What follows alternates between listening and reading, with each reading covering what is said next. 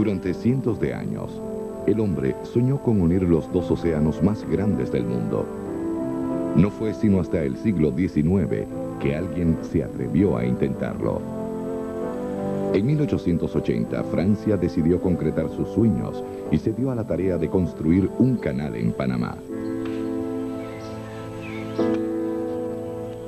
El intento fue visionario, pero estaba destinado al fracaso, pues la tecnología de la época no se comparaba con las fuerzas de la naturaleza. Los franceses dejaron atrás varias hectáreas repletas de maquinaria, un canal sin terminar y los cuerpos de 20.000 trabajadores. Las lecciones trágicas de aquellos que realizaron un primer esfuerzo por construir el canal constituían una carga para los que retomaron las obras.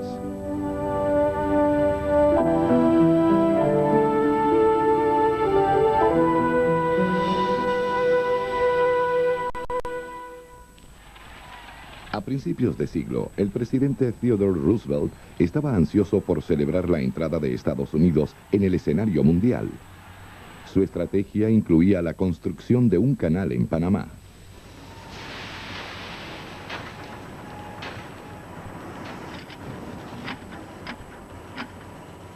Las cosas estaban cambiando con rapidez. Los hermanos Wright estaban por realizar el primer vuelo tripulado. En Chicago y Nueva York, los rascacielos se estaban convirtiendo en un elemento cotidiano, gracias a las revolucionarias mejoras obtenidas en la producción del hierro. La nueva aleación cambió la concepción que se tenía acerca de la construcción y el poder para controlar el entorno. La guerra entre España y Estados Unidos convenció a Teddy Roosevelt de que era imprescindible controlar los océanos. Las batallas navales habían sido decisivas en la victoria estadounidense. Y para dominar los mares, Roosevelt necesitaba un canal en Panamá. To Theodore Roosevelt and his aggressiveness, his martial spirit, the Panama Canal was extremely significant. He thought it was the most important work of his administration. En 1902, el presidente decidió comprar los remanentes de la compañía francesa, pero necesitaba los permisos de excavación. En ese entonces, Panamá era una provincia de Colombia, país al que se le debían solicitar los derechos de construcción del canal. Estados Unidos ofreció $10 millones, pero los colombianos querían más. Roosevelt estaba congestionado. No se debería permitir que Bogotá obstaculice permanentemente una de las futuras autopistas de la civilización. Theodore Roosevelt. El presidente deseaba sacar a Colombia del proyecto. El oportunista Philippe Bonneau Varilla, el último ingeniero jefe de la empresa francesa, se mantenía atento a la situación. Bonneau Varilla was one of the great hero rogues of the imperialist era. He was a bouncy little guy with what Teddy Roosevelt called duelist's eyes and a tremendous toughness. Bonneau Varilla había invertido fuertemente en la compañía del canal, la cual necesitaba vender con el fin de recuperar su dinero. Roosevelt anhelaba la independencia de Panamá, para así negociar libremente con la nueva nación la construcción del canal. Era precisamente lo que los nacionalistas panameños estaban esperando, la oportunidad de sublevarse.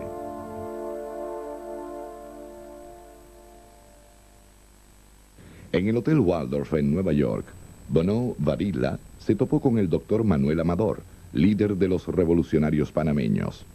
Según Bonneau, fue pura casualidad. He said, "What are you doing here, doctor? We've taken up a collection. We have $600,000. We're going to buy a gunboat to fight the Colombians." "Wonderful," said Bonneau Varilla, "but why not use the United States Navy?" Acto seguido y como parte de su estrategia, Bonneau se comunicó con Roosevelt para pedirle que no interviniera en una eventual revuelta en Panamá.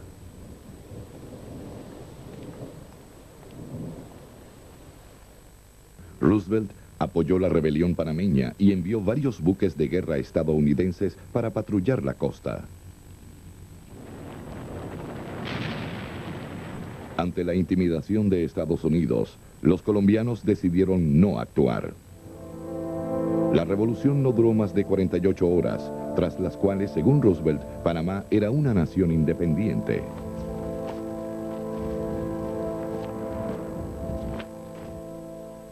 Barilla empleó luego sus influencias y se designó a sí mismo como embajador de Panamá en Estados Unidos.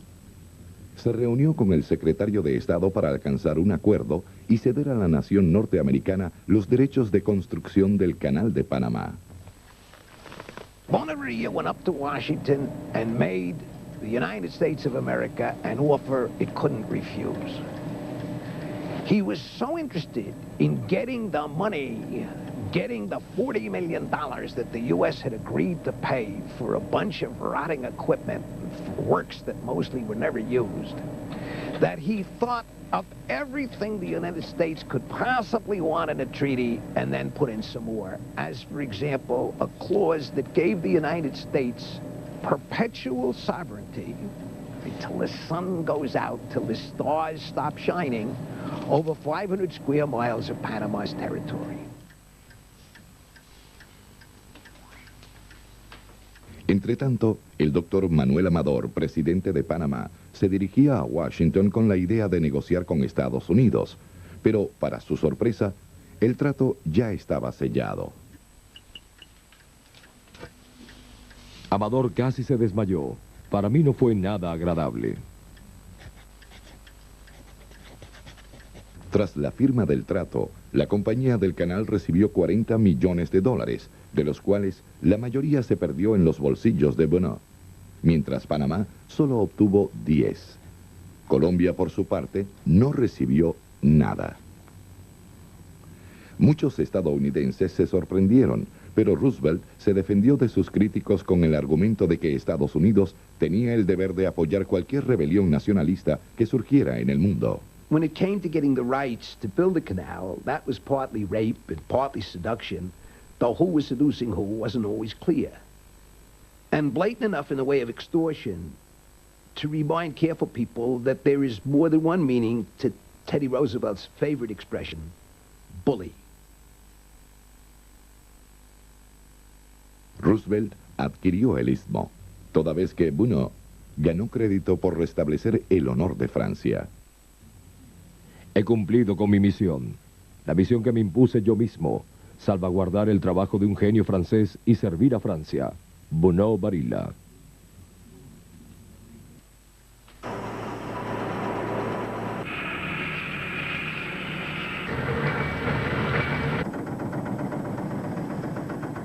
Con recursos del gobierno y el rugir de la nueva tecnología, los estadounidenses llegaron a Panamá para trabajar a todo tren.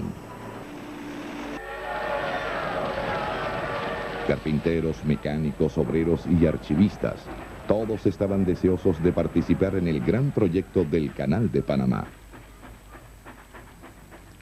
Un día, mientras leía el periódico, me encontré con un aviso en el que se solicitaban miles de hombres para excavar un canal en el Istmo de Panamá y unir así dos océanos. Estaba resuelto a vivir la aventura. Trabajador. Roosevelt nombró una comisión de 7 hombres para dirigir la operación y designó a John Walsh como ingeniero en jefe. Probably because he was so threatened and afraid of what had happened to the French in terms of corruption and greed, had to see every requisition he and his group that went through. The result was it took months for any supplies to reach Wallace. La selva fue tan inhóspita para los estadounidenses como lo había sido para los franceses, y esta rápidamente reconquistaba el abandonado lugar de las obras. Ciudad de Panamá y Colón eran pozos negros. Nadie venía a Panamá por placer. Para los estadounidenses, las condiciones de alojamiento eran incómodas. La comida escasa, las calles estrechas, sucias y apestosas debido a las cloacas.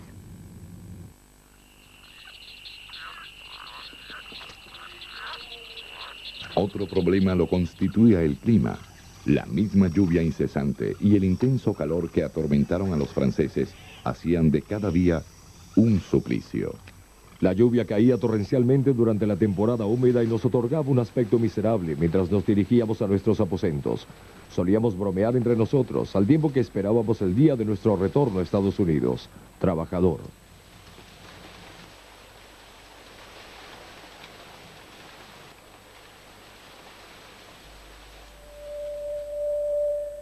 La sombra de la malaria y la fiebre amarilla aún continuaban rondando por el istmo. La fiebre atacaba por doquier.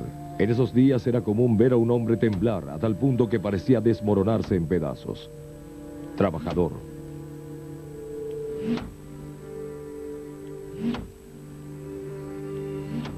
Descubrimientos médicos recientes para la época habían revelado las verdaderas causas de estas epidemias: los mosquitos Aedes y Anófeles, y no las emanaciones de los pantanos como se pensaba. Gracias a estos conocimientos, el médico militar William Gurkis logró erradicar la fiebre amarilla de la isla de Cuba durante la guerra entre Estados Unidos y España. Roosevelt lo nombró oficial en jefe de sanidad para hacer lo mismo en Panamá. Gurkis sabía que debía librar una guerra contra los mosquitos en cada centímetro cuadrado de la zona del canal. Debido a las temperaturas estables y las aguas estancadas, no había país en el mundo donde hubiera mejores condiciones de reproducción para este insecto. A pesar de la evidencia médica, las autoridades del canal se burlaron de la idea de que el mosquito fuera portador de enfermedades y rechazaron solicitudes de aceite, azufre y larvicidas. Como consecuencia, no fue mucho lo que Gurkis pudo hacer para mejorar las condiciones sanitarias de la región. Estaba librando una batalla perdida. El descontento de los trabajadores se unió al temor por las enfermedades. La situación en Panamá era adversa y no estaba mejorando. Estamos obligados a dormir en viejas barracas, 6 en una sola habitación.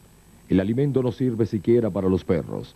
Díganle a los muchachos que se queden en casa, incluso si no ganan más que $1 por día. Trabajador. El ingeniero en jefe John Wallace había heredado un conjunto caótico de maquinaria francesa, de la cual gran parte no servía. Triplicó el número de palas mecánicas en el corte Culebra, pero de cada 10 horas, solo 3 eran productivas, pues no había manera de deshacerse de la gran cantidad de escombros. Durante el primer año de trabajo, los estadounidenses avanzaron menos de lo que lo habían hecho los franceses en un mes. The thing that overtook them was scale. No one had ever planned anything on this scale before to do what they wanted to do, move ships from ocean to ocean. Las frustrantes condiciones de trabajo rápidamente mellaron el ánimo de los trabajadores. Solo faltaba un elemento para que la aflicción se convirtiera en pánico. Ese algo llegó durante los últimos meses de 1904, una fuerte epidemia de fiebre amarilla. 47 personas murieron en 4 meses. Yellow fever completely scared the living what's out of everybody there, and Wallace, who, according to some reports, already had 2 caskets there for him and his wife, he was so afraid of yellow fever, he up and left. El ingeniero en jefe John Wallace renunció el 28 de junio de 1905. Roosevelt decide contratar un sustituto proveniente de la industria ferroviaria. El ferrocarril que cruzaba las escarpadas cumbres de las montañas rocallosas era un triunfo de la ingeniería. El hombre que había conquistado las rocallosas tenía la experiencia necesaria para superar el reto del Canal de Panamá. John Stevens aceptó el cargo, pero con una condición. Me quedaré en el istmo hasta que el éxito esté asegurado, pero ninguna persona de rango superior o inferior al mío deberá obstaculizar mi trabajo. John Stevens. John Stevens, Big Smoke, they called him. A big, burly, able engineer. He came into Panama, took one look around, and said there are 3 diseases: yellow fever, malaria, and cold feet. And the worst is cold feet. And he set to work. Stevens tomó la dirección de un proyecto desordenado. Sus primeras acciones fueron detener las excavaciones para estudiar las desfavorables condiciones de trabajo y decretar como prioridad la mejora de la situación sanitaria. Para ello, dio total libertad a William Gorkis. And it was not until John Stevens came along and sort of liberated Dr. Gorgas and let him work that he got a chance to prove what he could do. En septiembre de 1905, Gorkis y su brigada de fumigación dieron inicio a la batalla contra los mosquitos. Comenzaron en Ciudad de Panamá, casa por casa, para luego continuar en Colón. Frecuentemente en las madrugadas se me pide que salga de mi habitación para que el Departamento de Sanidad lo impregne de azufre incandescente. Muchos deseaban entonces que los franceses volvieran a encargarse de las cosas para que aquel que quisiera pudiera contraer la fiebre amarilla en paz.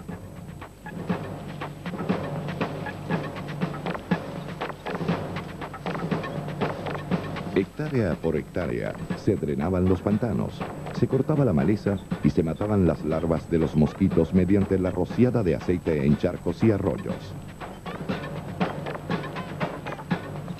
En la cúspide de la campaña de fumigación, unos 4.500 hombres trabajaron arduamente 10 horas diarias los 7 días de la semana.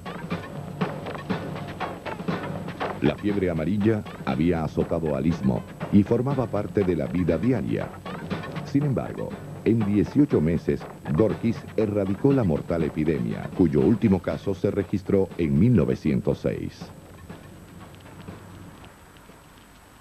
There's also no question whatsoever that the canal could not have been built without Dr. Gorgas's work in getting rid of yellow fever. Se estima que las acciones de William Gorkis salvaron unas 14.000 vidas. Acto seguido, Stevens solicitó la construcción de comunidades en la zona del canal. Casas, comedores, estaciones de bomberos, escuelas y clubes. Las 2 ciudades portuarias fueron limpiadas y pavimentadas. En solo 6 meses, los estadounidenses habían transformado el istmo en un lugar apropiado para vivir. El siguiente paso de Stevens fue estudiar un dilema fundamental para el éxito del canal. His most remarkable contribution was that he decided that the most important problem facing anyone attempting to dig the canal was what you did with the spoil. That is, the earth, the dirt that you took. What did you do with it? Stevens cuidadosamente ideó un plan para deshacerse de las enormes cantidades de escombros. Así, concibió un sistema de ferrocarriles similar al empleado en las anteriores excavaciones del canal. En un año, las cuadrillas reforzaron los rieles con el fin de que pudieran soportar grandes pesos. La clave fue crear un sistema de vías dobles, el cual permitió a los trenes trabajar continuamente en ambas direcciones a todo lo ancho del istmo. Con la eficiencia de los trenes, se incrementó la carga de trabajo de las palas mecánicas.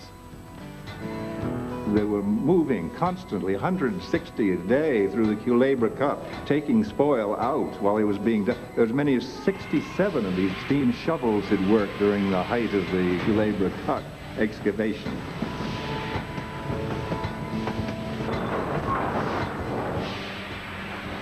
Con el tiempo, los estadounidenses llegaron a excavar más de 175 millones de metros cúbicos de tierra del suelo del canal.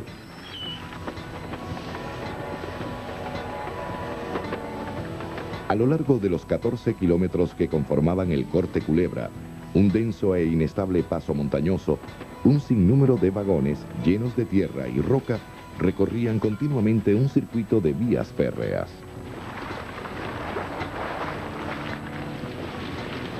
En el lugar de descarga, un arado de acero de 3 toneladas alado por un malacate barría unos 20 vagones en solo 10 minutos. Solo se requería una persona para hacer el trabajo que antes debían realizar unos 300 hombres.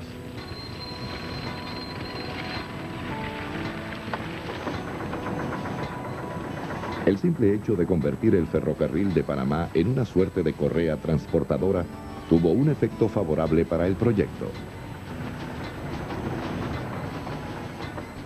Stevens, quien trabajaba hasta 18 horas al día, realizó un pedido de 100 palas mecánicas, 4.000 vagones de volteo y 28 distribuidores de escombros, además de triplicar el número de obreros.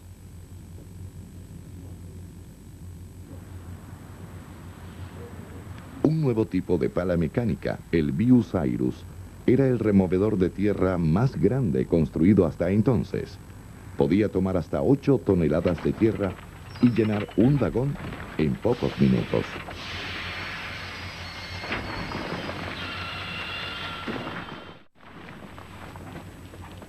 Los ingenieros del canal se inspiraron y concibieron nuevas máquinas para ahorrar tiempo. Antes de la invención del trasladador de vías, mover rieles requería de mucho tiempo y un sinnúmero de obreros. There were usually Jamaicans bossing the gang doing it, sometimes a white man, and they would chant. And they'd all have the bar down, have the shoulder up against it. And a piece of one of them was something la-di-da-di-da, and when I say Panama, Colan, go down, and everybody would shove with the bar and move the piece of track maybe a foot. And they'd all pick up then, get all lined up again, go through the whole thing all over again. It would take them forever to move a piece of track. Para el verano de 1905, la zona del canal era salubre y las obras progresaban. Solo había un problema. A 26 años del inicio de las excavaciones, Estados Unidos aún no sabía qué tipo de canal estaba construyendo. Uno a nivel del mar o de esclusas. Era una decisión que no podía posponerse. Stevens prefería un canal de esclusas, pues era menos costoso que un sistema a nivel del mar y podía construirse en la mitad del tiempo. Convenció a Roosevelt con facilidad, pero debía hacer lo mismo con el Congreso, razón por la que tuvo que dejar el Istmo y viajar a Washington. Permaneció allí 2 meses y se reunió con senadores clave a fin de preparar sus argumentos. Sus esfuerzos fueron recompensados cuando el Senado aprobó el canal de esclusas el 21 de junio de 1906.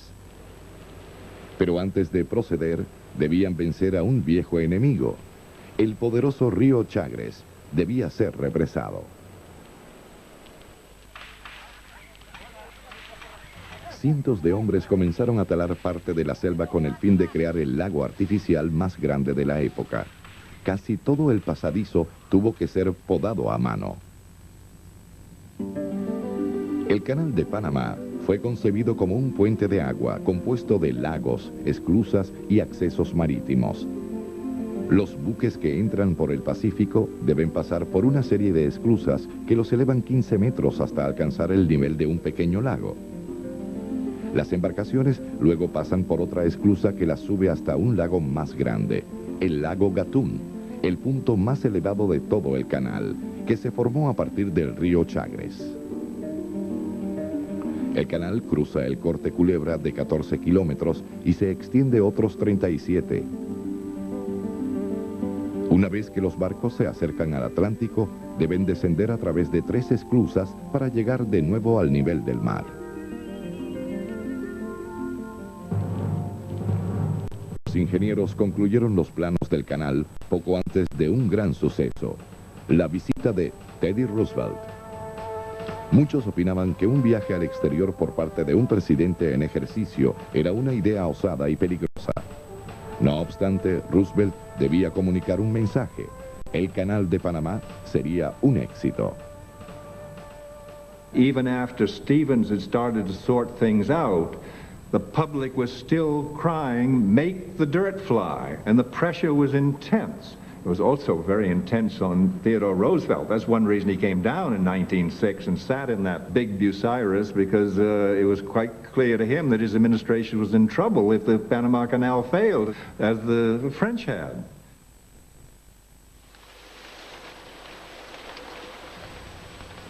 Roosevelt fue en noviembre, en plena temporada de lluvias. Su intención era visitar la zona mientras imperara la peor de las condiciones. Y así fue. Durante el segundo día de su estadía, en menos de 2 horas, cayeron más de 7 centímetros de lluvia.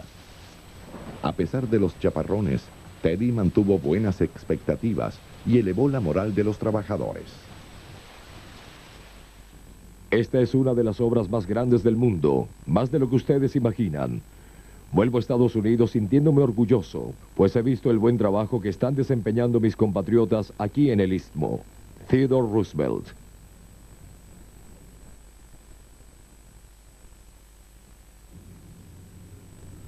Las palabras de Roosevelt conmovieron a la fuerza laboral, mas no a Stevens, quien renunció en enero de 1907 sin dar explicación alguna. Para Stevens, la excavación era solo una tarea más. El honor al que constantemente se hace referencia por el hecho de estar involucrado en este proyecto no es suficiente incentivo para mí. En mi opinión, el canal es tan solo una gran zanja. John Stevens. Able an engineer as John Stevens was, he did not have the larger vision. He was not interested in the meaning, the purpose, the objective of building the canal. Roosevelt reaccionó con disgusto. En vez de enviar a hombres que renuncien cuando estén cansados, contrataré a aquellos que solo lo hagan cuando yo me canse. Theodore Roosevelt. A los pocos días, encontró un sustituto, alguien que estaba bajo sus órdenes, el coronel George Golfos del Ejército de Estados Unidos. Sin embargo, reemplazar a Stevens no fue fácil. Nunca había visto tanto afecto por una persona. Si yo llegara a despertar un sentimiento de igual magnitud, sería la mejor obra de toda mi vida. Coronel George Golfos. Golfos decidió ganarse el respeto de la fuerza laboral, abriendo su oficina los domingos en la mañana para todo aquel que tuviera una queja. Una de las mejores acciones que puso en práctica el coronel Golfos, especialmente para mejorar las relaciones entre los obreros, fue la creación de la Corte Dominical, como se la llamó entonces. Hasta el empleado más humilde podía ir los domingos en la mañana y presentar una queja. Trabajador. Golfos sabía cómo ganarse la lealtad de sus trabajadores e imprimirles más eficiencia. Dirigía el Istmo como si se tratara de un cuartel. La vida y el trabajo estaban estrictamente controlados. The man who built the Panama Canal, modestly, of course, I say that was my grandfather, was a man trained in the art of war. And he won his greatest fame and did his greatest work in the cause of peace. In fact, what you might say is that he commanded the Army of Panama. And that's the way he put it. It was a plan. This is the fine finger of the military being felt in that they wanted it to be totally self-sufficient. Food, clothes, shoes, tobacco, canned goods were all in a commissary. And they had a big plant on the Atlantic side where they baked bread and they bottled milk. The commissary had a dairy where they had their own herd of dairy cattle. At one time they had a coconut farm. Todos los días, el ingeniero en jefe inspeccionaba la longitud del canal. His daily schedule was extraordinary.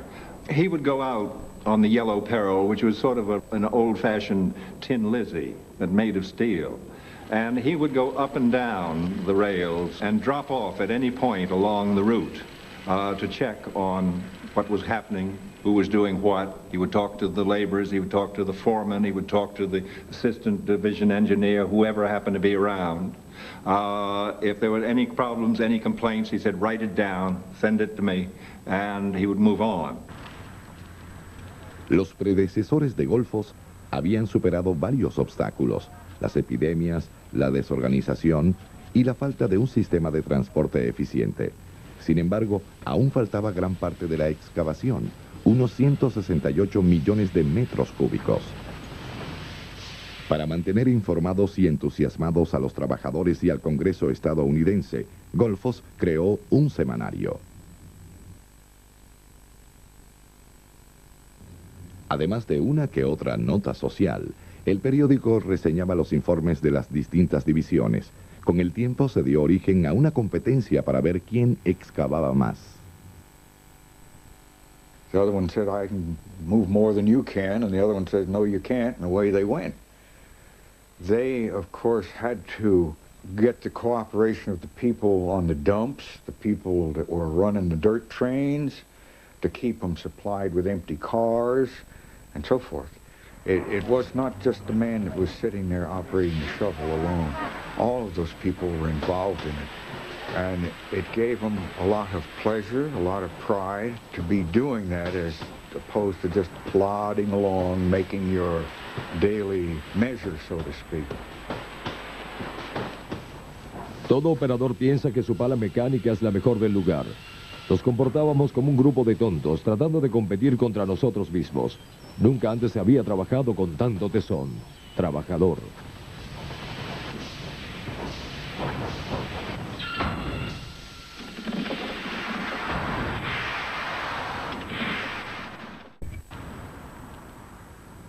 Las autoridades del canal estaban decididas a mantener a su dedicada fuerza de trabajo y para ello ofrecieron estabilidad laboral mientras duraran las obras, alojamiento gratis y la importación de mano de obra extranjera.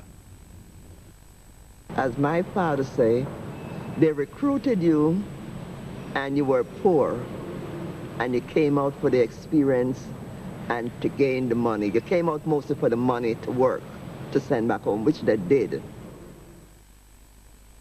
They work with a good heart. You work six weeks. You have a rest house. And you rest 7 days with pay. But the man was glad to get that work. Para 1912, había hombres de más de 40 nacionalidades distintas trabajando en la zona del canal. Había todo tipo de obreros. Turcos, griegos, españoles, jamaiquinos. Eran personas muy rudas y a veces era necesario llamar a la policía de la zona para poner orden. Trabajador. These men had to cope, the Europeans, with something new for them. It was a tropical country. They weren't used to it. Most of them came from cold regions. And, well, they tried their best to hold on. Golfos también se aseguró de que todos vivieran cómodamente bajo una estricta jerarquía de salarios y beneficios marginales. La segregación en el Istmo era tan común como en el sur estadounidense. Los empleados fueron divididos en dos clases, dorada y plateada. Se hizo como en la India, se definieron distintas castas. Dependiendo del color de la piel, cada trabajador recibía un salario distinto, del cual también dependía la alimentación y el alojamiento. Trabajador.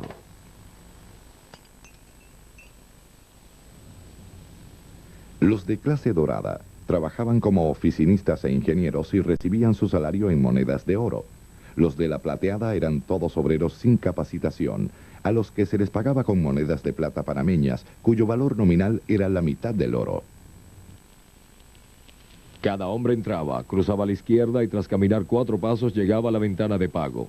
Allí debíamos decir nuestro número y sostener nuestro sombrero en alto para recibir, bien fuera un lote de monedas de oro, bien fuera uno de plata. Trabajador.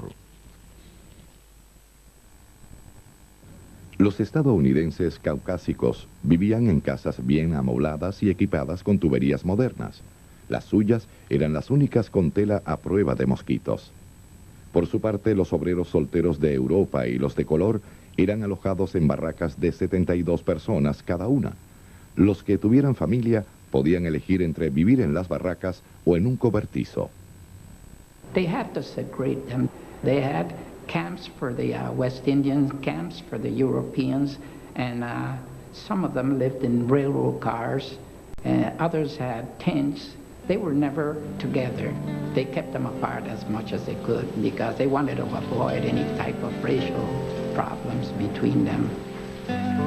Los antillanos trabajaban con tesón y compromiso a pesar de las desfavorables condiciones de vida. They will all get together. They will play card games. They will play domino. You know, they try to entertain themselves. Real nice. You say, never find much people drinking and drunk and things. Los estadounidenses de piel blanca se divertían como en casa. Jugaban billar, escuchaban conciertos y practicaban varios deportes, incluyendo el béisbol.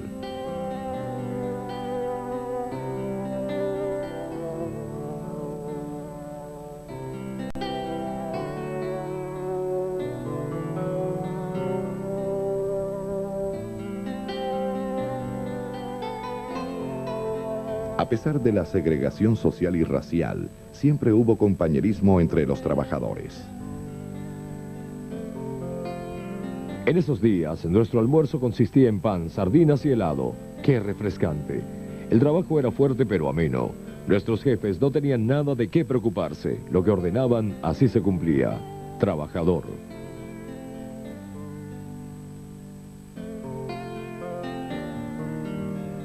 En plena construcción, Estados Unidos contrató más de 44,000 personas. 6,000 blancos estadounidenses formaban la clase dorada.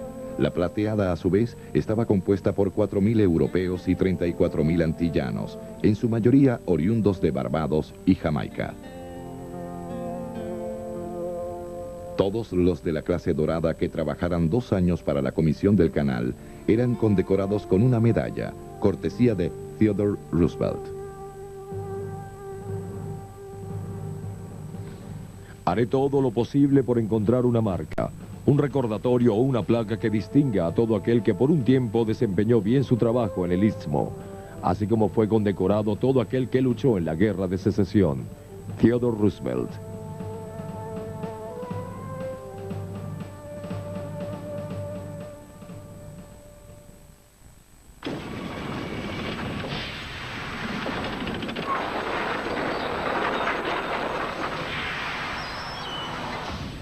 El trabajo más arduo que se podía realizar se encontraba a lo largo de los 14 kilómetros que conformaban el corte Culebra. Crear un canal a través de roca sólida de 90 metros de ancho y 106 metros de profundidad. Con la roca y tierra que se extrajo del corte, se hubiera podido construir una pirámide de más de 270 metros de alto. Los trabajos en el corte Culebra duraron 7 años. De 1907 a 1913. Los franceses habían excavado unos 15 millones de metros cúbicos. Sin embargo, los estadounidenses extrajeron un volumen 5 veces mayor antes de culminar el canal. Miles de turistas visitaron el enorme lugar de construcción.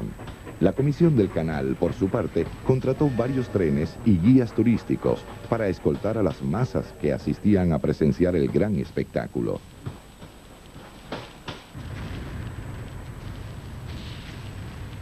No presenciar el corte Culebra durante las excavaciones era perderse de uno de los espectáculos más grandiosos de todos los tiempos.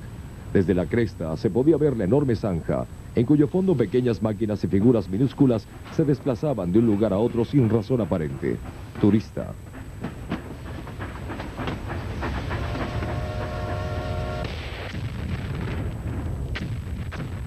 El otrora pacífico cañón se había convertido en un ensordecedor infierno. Las cuadrillas excavaban, dragaban y detonaban día y noche.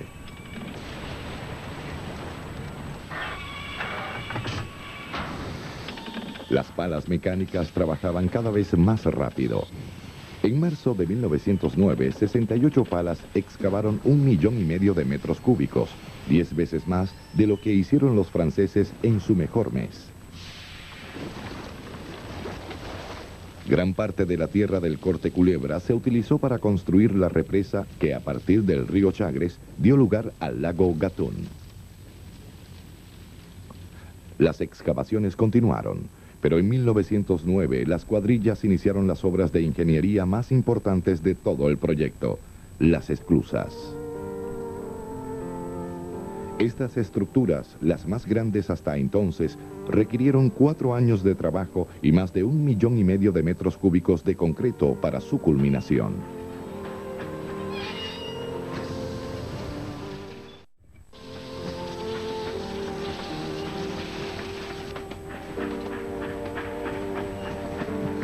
Durante la construcción de las esclusas cercanas al Atlántico, se emplearon cables transportadores y enormes cubetas de concreto con capacidad de hasta 6 toneladas cada una.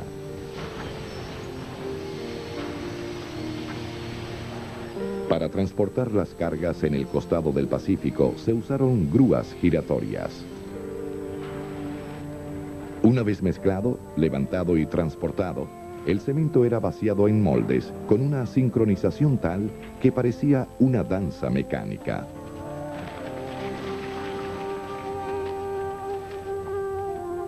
Las paredes de las esclusas medían más de 300 metros de largo y eran más altas que un edificio de 6 pisos.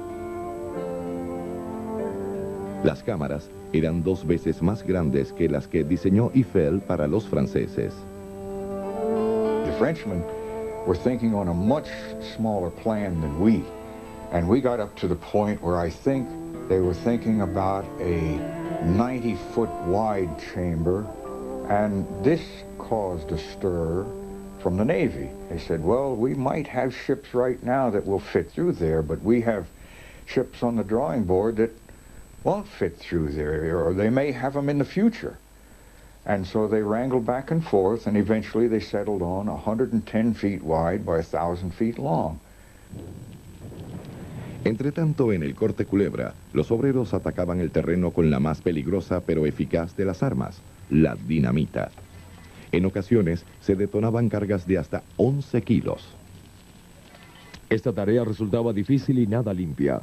Debíamos perforar la tierra e insertar la dinamita para así fragmentar las piedras grandes, que luego serían colocadas en los camiones por las palas mecánicas. Trabajador. Año tras año, cientos de hombres murieron o resultaron gravemente heridos. La explosión prematura de la dinamita era la causa de muerte más común.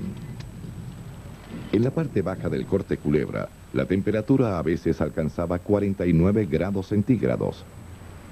Si un explosivo permanecía mucho tiempo en un área tan caliente, podía estallar sin previo aviso.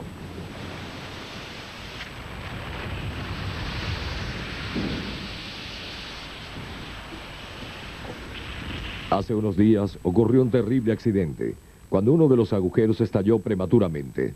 Hasta ahora se sabe que han muerto 39 personas, pero se cree que aún hay entre 10 y 15 desaparecidos. Trabajador. In the night when you hear whistle, when it's gray, pop, pop, somebody gets hurt. And when you hear about, somebody gets killed. Yeah. La recurrente pesadilla que representaba la geología de Panamá solo empeoró a medida que las obras avanzaban en el Corte Culebra. Los excavadores tuvieron que inclinar los márgenes con el fin de prevenir deslizamientos de tierra. Sin embargo, las incesantes lluvias formaban grandes volúmenes de lodo que volvían a caer en las recién excavadas zanjas. I remember in times back when my stepfather used to tell me about the way how it was in the cut, the time of the rains, and how they'd come and take them out of the barracks, wherever they were, and push them out to work anyway. Tell them that they have to work because they need to move a slide, or when a slide came down and there were men under it, and they had to shovel these men because they were pick and shovel people. They had to shovel to take them out.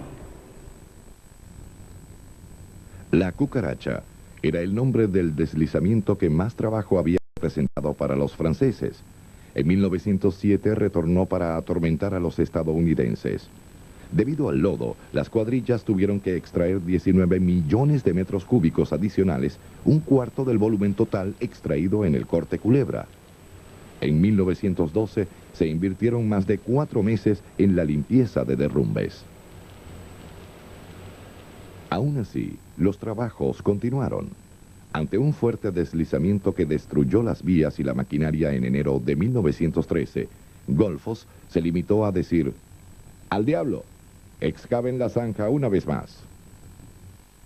Like Theodore Roosevelt, he was determined to finish the job. After all, 2 or 3 people had failed before him. And he was under a great deal of pressure, of course, from the American people. He became something of a mythic hero. Para entonces, Golfos contaba con una fuerza laboral fiel, inspirada y muy orgullosa de lo avanzado que estaba el canal. La victoria estaba a la vuelta de la esquina. Todos trabajaban desde temprano hasta muy tarde sin cobrar horas extras. En verdad creo que cualquier estadounidense hubiera trabajado ese año aún sin recibir paga alguna. Trabajador. El río Chagres, que solía ser una furiosa corriente, fue transformado en un dócil torrente. La represa Gatún, aún en construcción, estaba cambiando poco a poco el Chagres para dar origen a las tranquilas aguas del lago Gatún.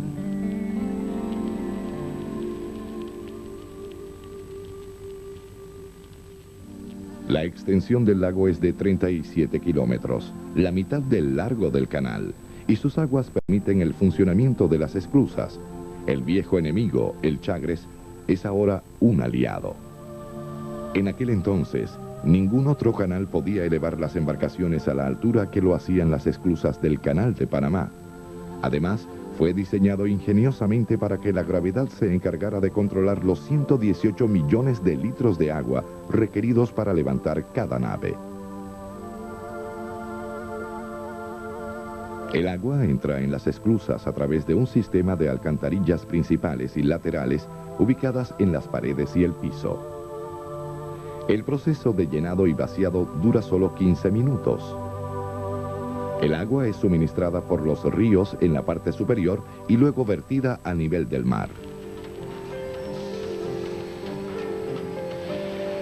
Gigantescas compuertas de acero de 2 metros de grosor y 7 toneladas cada una se encargan de dividir cada esclusa. Eran las más grandes del mundo. El diseño es ingenioso, pues a pesar del gran peso, las compuertas pueden flotar cuando la esclusa está inundada debido a que son huecas. Una contratista en Estados Unidos prefabricó las piezas y las envió a Panamá, donde fueron ensambladas.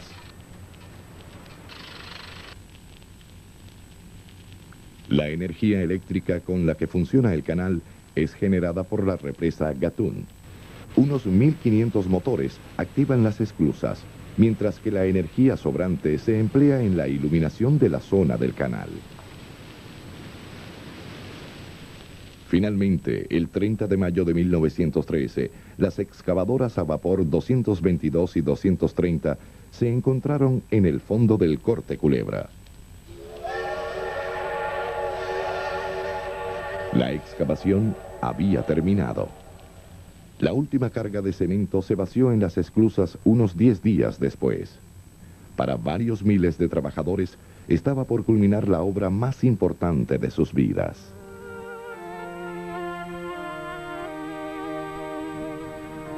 Muchos hombres han crecido aquí, junto con las paredes de concreto y las estructuras de hierro. También se han dado cuenta de lo grande que los ha hecho el trabajo de sus manos y de la enorme batalla que tuvieron que librar. Otros se preguntan a sí mismos cómo lo hicieron. Trabajador.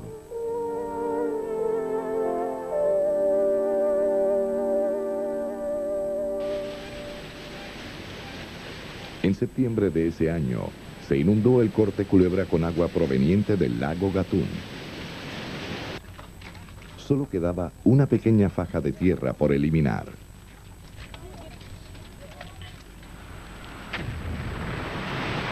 Tras dinamitar un dique temporal en Gamboa, el Corte Culebra y el lago Gatún finalmente se unieron. Pocos días después, comenzó a entrar agua a la esclusa Miraflores, en el costado del Pacífico.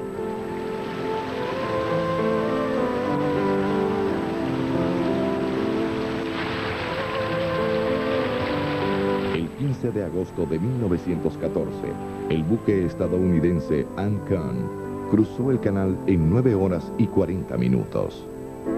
El tránsito había sido inaugurado oficialmente al mundo.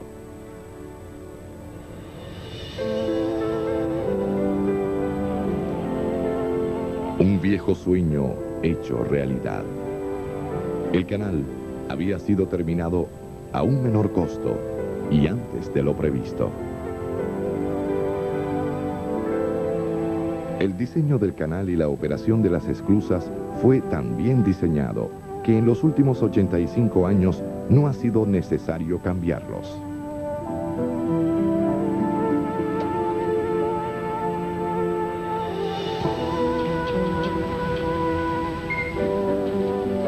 $700,000 buques han cruzado el canal desde su inauguración.